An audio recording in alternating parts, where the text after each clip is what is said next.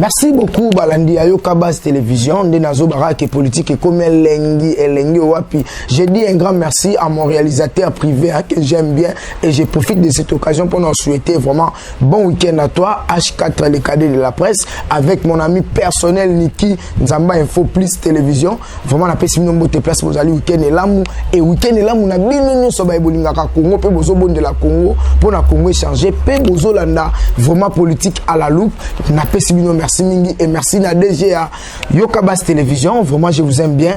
To bunda pour intérêt à Moka, to bunda pour intérêt personnel privé pour yango tes objectifs na biso.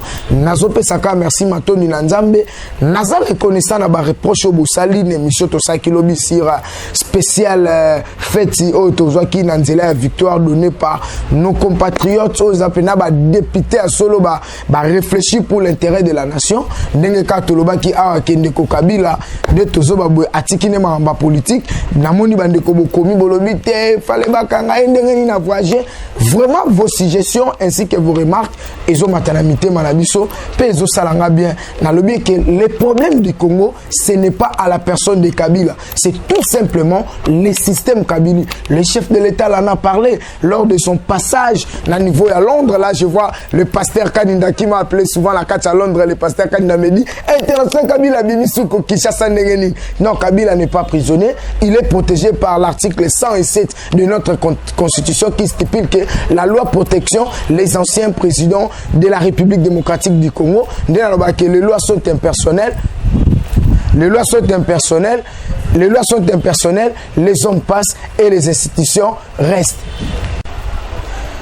Merci beaucoup ndenge tolobai kaka nena olobaka ke bo pesi ba remarque pe ba suggestion wana ezali ka ambiance naza na 3 sujets auto ko partager na bino awa ezali auto zo beta pena c'était voyage à Joseph Kabila la monnaie sali baisse d'actualité et sali ba reproche lingo sala neti polémique na lobaka awa politique ezali choc des idées ce qu'on a na ner solidité au quoi que ça la politique té toyaka pour na ba sentiment té to so kata ko disposer d'informations à la portée na bino et ça pour na sentiment té mais c'est pour l'intérêt du Congo et pour l'avantage de notre cher pays Otolinga Kamingi la République démocratique du Congo dirigée par le vrai fils du Congo Tshilombo Fachi Beton communément appelé le chouchou de tout un peuple l'homme qui incarne les changements et le développement ndenge kana loba ki ba reproche pe ba remarque na bino la ba émission to sala qui précédemment awa na moni bolobeli ote boloba ki Kabila robimate oui conformément il y a ordonnance signée par le chef de l'État mandataire mon côté à l'État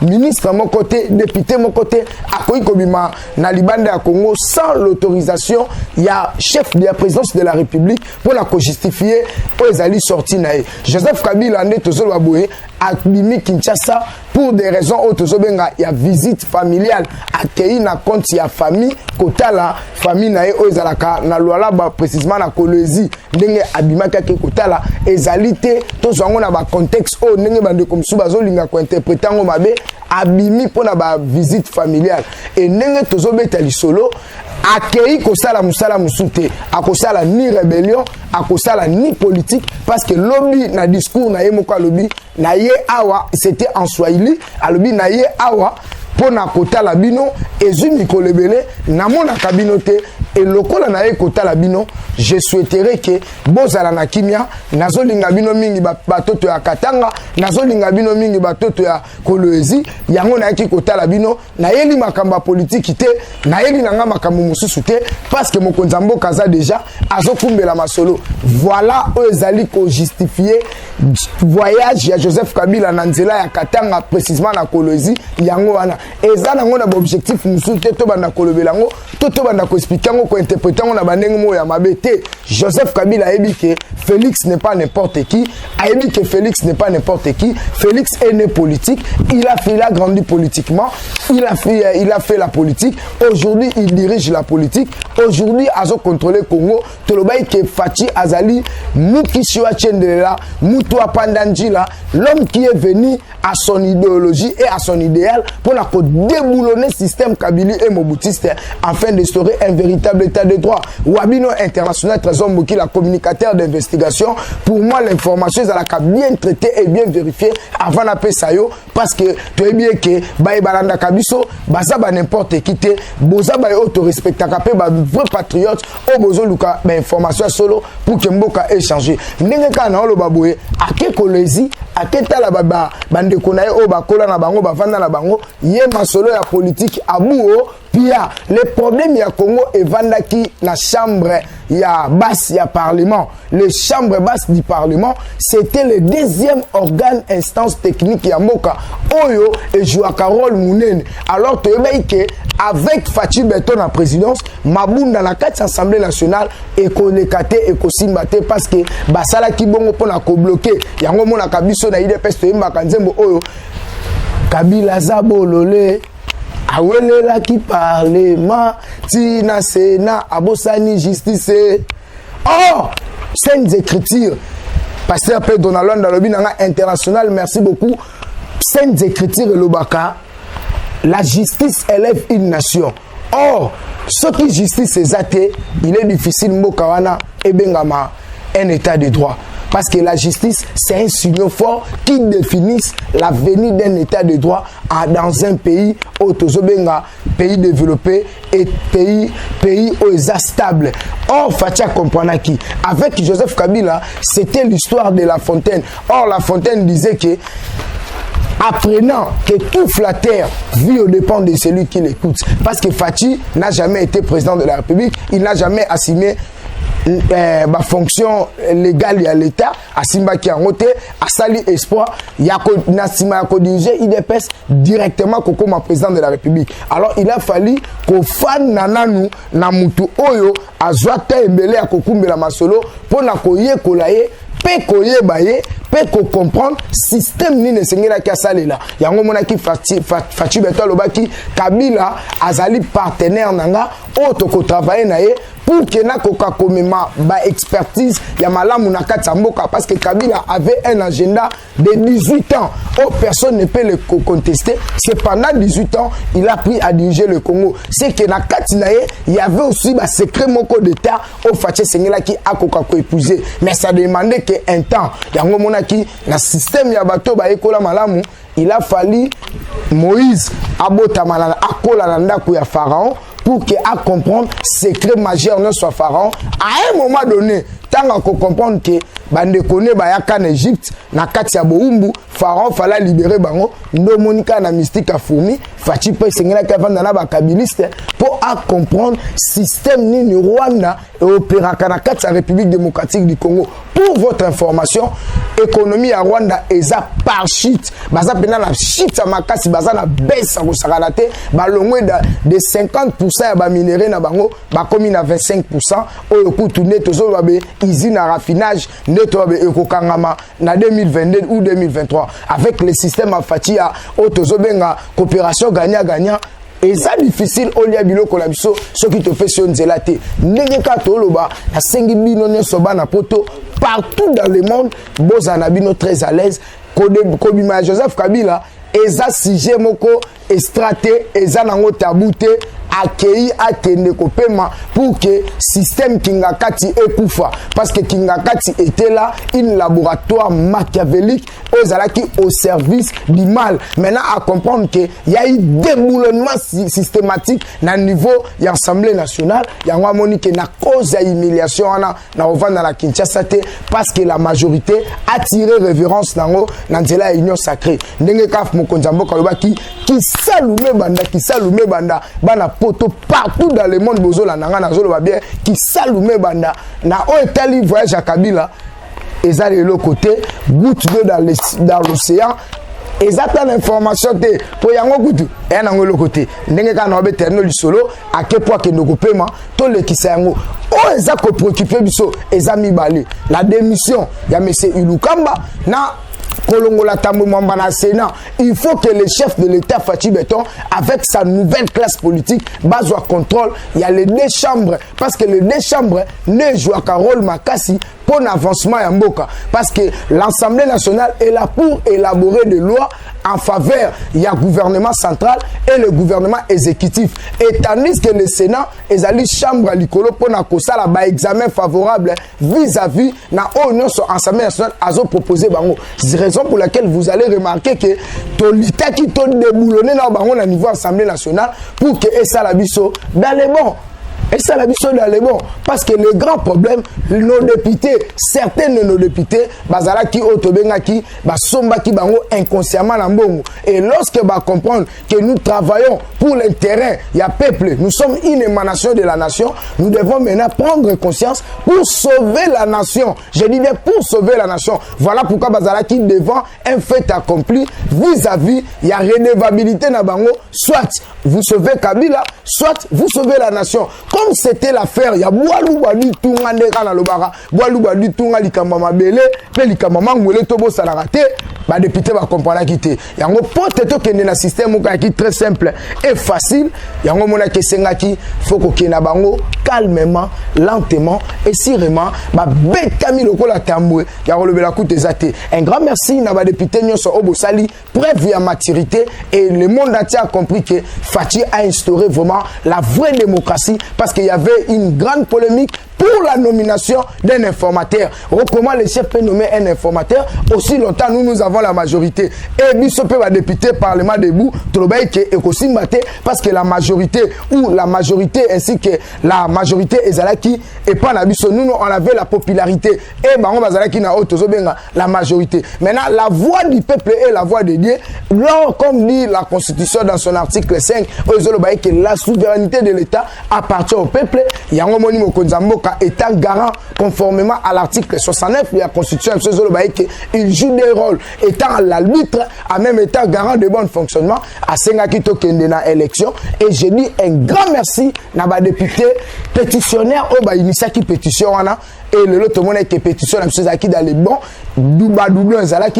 le tout a été bien clarifié, c'était vraiment dans les bons et Sengakito Kendena examen et adoption ainsi que élection, il y a un nouveau bureau. Nomoni Madame Mabunda a betami lokola tamboué, a samboué ko samboué. Je disais à Madame Mabunda que Madame, les hommes passent, les institutions restent. Oza Moutalibo Sote, Ozuma Kambu Assemblée nationale. Pour moi, vous faisiez l'honneur, conformément à la confiance au chef Fatiakio. Moi, ça, à la carte de l'institution, c'était pour la première fois depuis que le Congo est Congo et c'était l'avantage pour l'Afrique. Mais vous avez tu t'es comporté étant comme militant de Kingakati pour l'intérêt d'un homme. Et quel est cet homme? C'est Hippolyte Kazembe Rekanambe.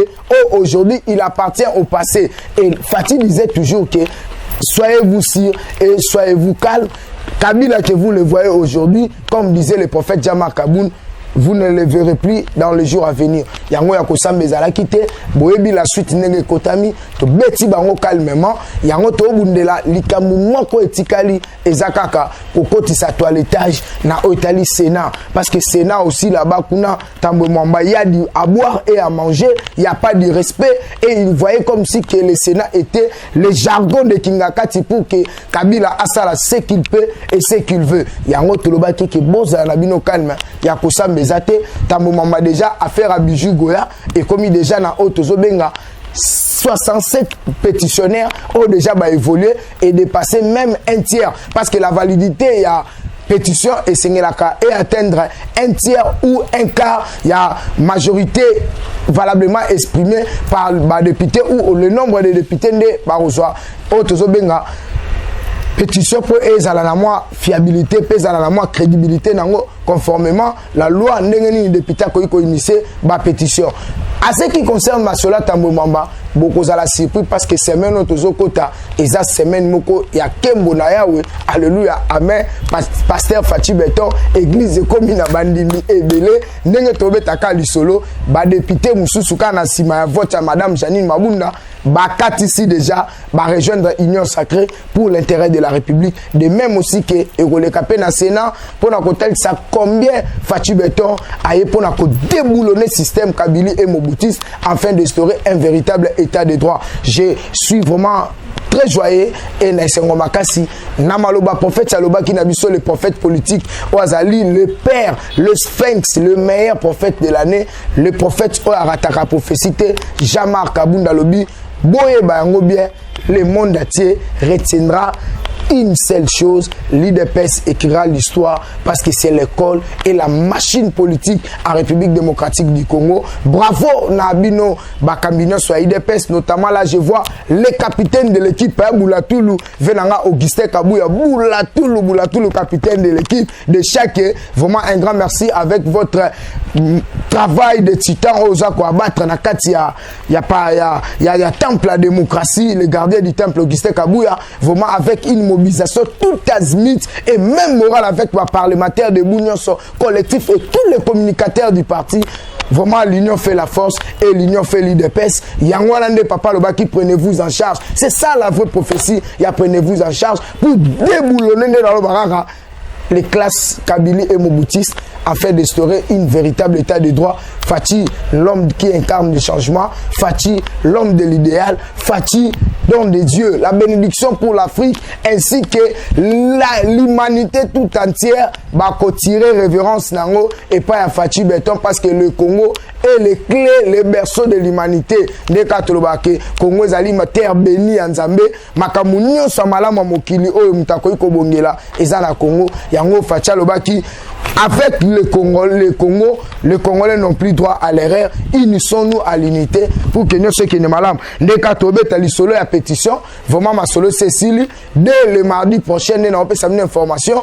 Bako, ça là déjà installation et l'installation peut voter un nouveau bureau au Koko ta vraiment en vigueur pour que ça la masolo na bango pepele kuna to mona que selon Nenye ba député ba jira qui pour immortaliser Jean-Marc Kaboun na travail de titan zo ko abattre na kati Assemblée nationale mutamemi ba innovation ya sika unité na kati ba député nyonso o bazo reconnaître leadership incarné ba binanga international yo posa député Jean-Marc Kaboun fazaka mu continue biso na Assemblée nationale tant ba comme selingelo ko na bi oh mais vous raisonnez bien parce que avec cet homme à faciliter la loi en faveur du peuple congolais peut accompagner le chef de l'État avec sa vision dont le salut du peuple est la loi suprême. Vraiment merci beaucoup Jean-Marc Kaboun, bonne chance à toi. Qu'on soit perchoir de l'Assemblée nationale, il y a dit que mon konzoko kumbe la ngopena ndenge papa tika testament le peuple d'abord et ça absolument toujours dans les bons et nazo senga pe que nouveau bureau koko tawana ba vice ba rapporteur ba questeur ba masatu ozalana beaucoup de la pena masolo pour masolo la paix dans les bons. N'est-ce pas tombé tali solo ah on a bisé bino masolez a suspect madame Mabunda qu'est-ce qui va se passer tout le bateau na moni kuna le pasteur na rappel Donald dans le but international le baka rapport yo bomba raté tout le bateau ben investigation bimi lisusu Mabunda aux arrêts conformément Babiloko o Batiaki est en charge kolandisama ba grief o Batiaki du colonae donc tozolo belaka ke Babiloko ba kizaki bureau nae il faut balandela mbonga ba assistant pendant 2 ans et bimaka madame Mabunda liaka na yango mbongo ya ba chargé à communication Assemblée nationale madame aliaka na yango mbongo bimaka na ba salaire ya ba député o ba kufa 3 députés ba kufa bana na bango na basi na bango basana droit à quelque chose bafuta makate il y a eu un moment oh ya qui on a pas lobby que nenge tobe tali solo awa madame Mabunda c'est pendant 3 mois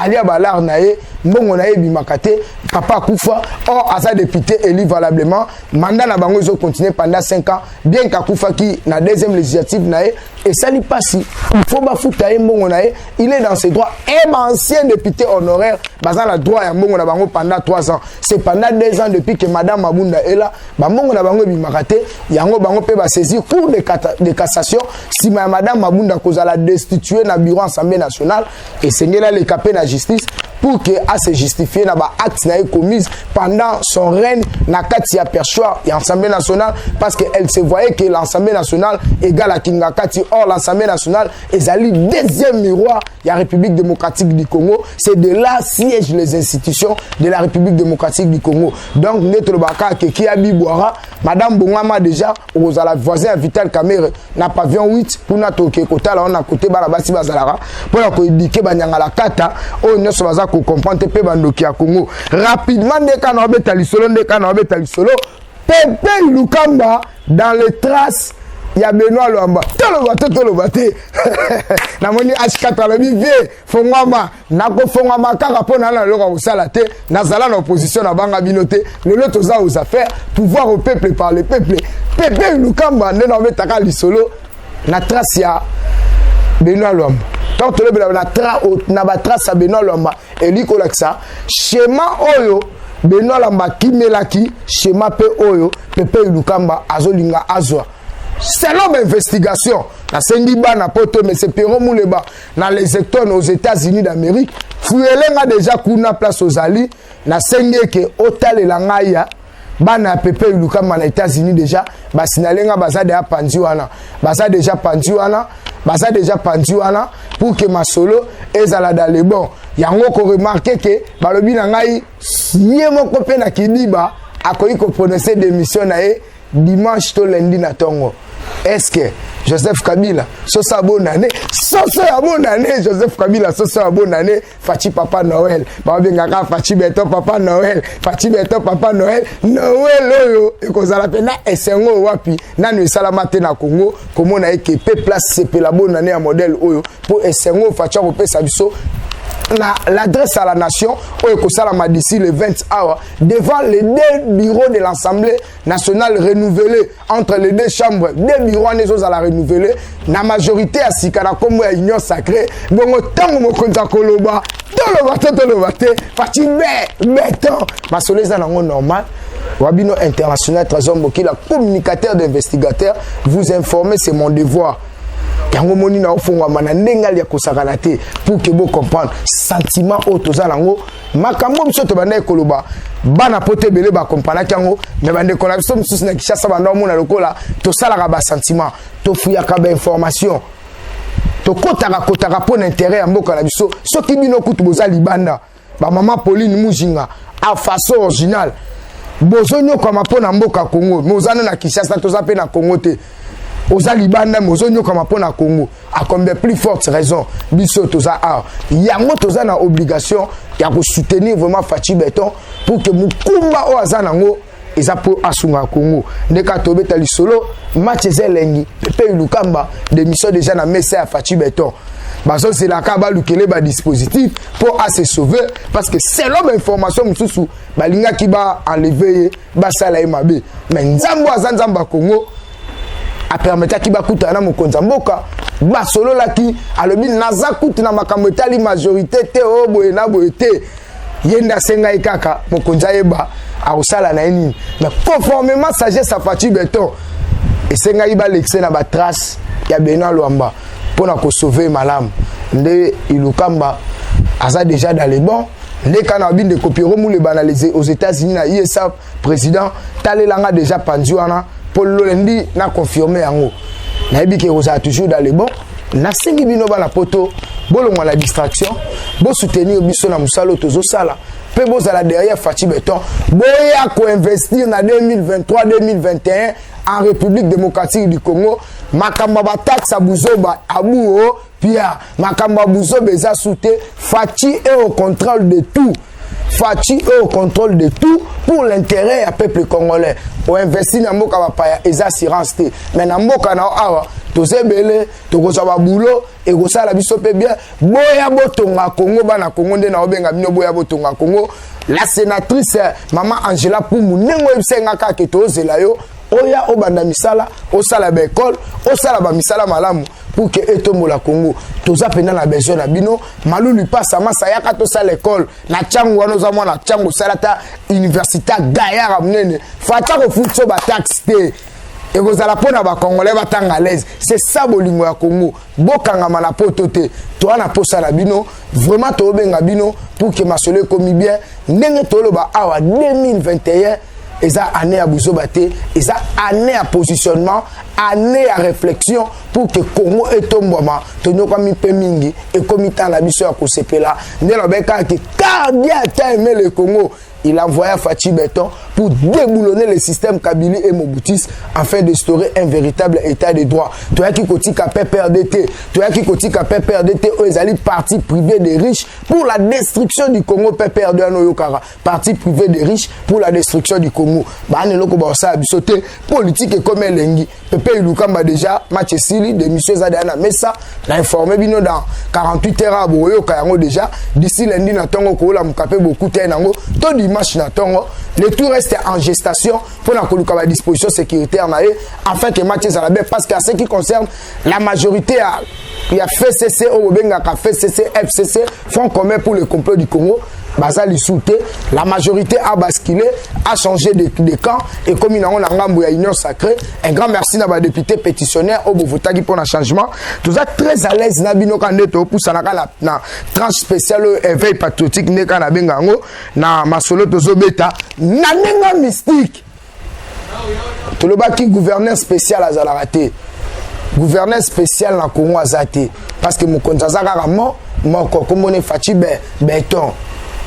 Zoé, assemblée provinciale à Tanganyika. Balobi, il faut tout l'homme qu'il faut à la place qu'il fallait. Les sengi Zoé PNP Kalamingita aux Alibanda. Kalobi bien Zoé Kabila. Baba initié déjà pétition sur sa déchéance. Faut pas pouvoir kepe Libanda. Gouverneur incompétent. Un gouverneur partisan. Aux gouverneurs, il y a province, mais aux alano gouverneurs, il y a famille. Gouverneur, il y a famille politique. Gouverneur, il y a tendance. Netolo baka qui salume banda. Congo ou rien. Zoé Kabila ozoti kabiso. Yo po la nande kono ndenga ke vacances na Kolozi. Boko ke novanda kuna ndenga mokonza mboka lobaka. Joseph Kabila o bouger te akovanda pembe na zubiki na fei. Azo komandenge ni bataba basala batangi babongisaka mboka ndenge ni bakambaka mboka. Joseph Kabila zwa biki na fait banda déjà kotanga Fachi à lui seul abotolio justice. Fachi à lui seul abotolio otozobenga ba institution nationale. Fachi à lui seul a déboulonné, a démystifié FCC Mobimba. Besoin de démystification. Il y a sagesse, il y a intelligence, il y a incarnation, il y a sphinx. Mukishiwa Chendelela, Mutua Pandanjila, Fachi Béton Chilombo, Mwana Papa Tshisekedi, Mulumba. Biso IDPS, tout ça la COP Moussouté. Biso ça la cas politique. COP na biso ça la cas politique. Mais Bino, vous allez soi-disant chauffeur, il y a des fois sous au côté armé, boye na babuta mbula. Nzambe na mawana e bobeti libaku na zelo bobomi muze ya mutu mune na kufa na buzoba na e ndenge ka toloba coup d'état salami okoma président occasion de circonstances ça dit ozalaka prédestiné mais Fachi ozomono il a été prédestiné conformément à Romains chapitre 8 verset 23. À celles qui les a appelés, il les a aussi justifiés. À celles qui les a justifiés, il les a aussi prédestinés. Fachi est la prédestination dans le plan de Dieu pour diriger le Congo. Tout le monde a la prédestination. Fachi est le prédestin de Dieu pour changer le Congo. Yango nyo sala fo simba. Bino bozwaka mboka bomemango na Lucifer na Zamba, mais Fachi a pris le Congo en recommandant entre la main du Seigneur. Sainte Écriture le bien kangami na se kangami likolo. Fachi Zamba bomba yo. Ngala lo barango okoma histoire. Okotika la président référentiel ya Congo. Oyo papa Tshisekedi asala te Fachi asali yango. Nzamba zwa lokumu. Abattre la famille Tshisekedi. Battre la maman Marthe, mère de la multitude. Maman Abota Jésus. Bien cardiaque a aimé le Congo. Il a envoyé Fachi Béton pour déboulonner le système Kabili et Mobutiste afin d'instaurer un véritable état de droit. Fachi, la lumière d'Afrique. Don béni du Congo. Aza Don béni du Congo. Fachi Béton. Un grand merci. Nabino na besoin qui chance. Yakola Nangai à travers cette tranche autozobenga spécial éveil patriotique. Spécial éveil patriotique. Droit à la réponse. Bosa Nabino calme et j'insiste sur voyage à Joseph Kabila. Et ça goutte d'eau dans l'océan. Mais un non-événement. Et j'ai aimé lui-même avec sa courage, bien qu'il y ait kolobate, abundani na mama lobami balemi satu o, que naye kota labino, naye na sa la politique ite, makamba politique etalinga te parce que mukonzambo kazali, mokezana mukonzika moko ezali fachi.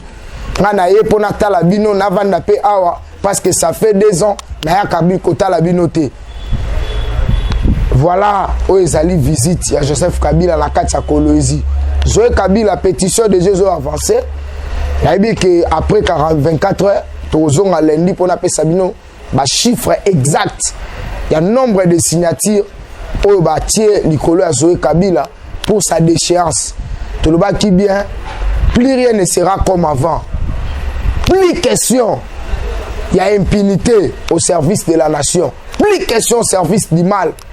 En République démocratique du Congo, Fatih est venu déboulonner le système Kabili et Moboutiste. Système est amoutouté. Fatih n'a pas problème avec Joseph Kabila physiquement à la personne de Kabila. Non, nous avons problème au système Kabili parce que le système hollandais est agenoué Moka. Qu'on se le dise de vérité, Banapoto. Ton limite c'est une information et ça fiable, bien vérifié. Tout ça, le problème là, la personne de Joseph Kabila. Nous avons problème. Il y a système Kabili avec sa gestion. N'est au colande de la yango, ni le au-dessus de la loi. Toko finir le passé, mais toko tala. Ba acte commise. Nem justice c'est comme ça, moussa nango. Nazo rappelé yo, mokonza IGF. Banda po komi wana na moni côté rapport au kangi mutute. Ngala banga mutute. La flata rapete na senga mutute. Parce que biso to zwa ki lai. To kata ki seleka ya ko accompagner Fachi ya ko veiller pour na bolamu ya bon fonctionnement ya mboka na biso na institution. Je prends ma liberté d'expression conformément à l'article 23 de la Constitution na biso. Mais c'est l'inspecteur général à IF. Il y a IGF pardon. Faut la vérité bana.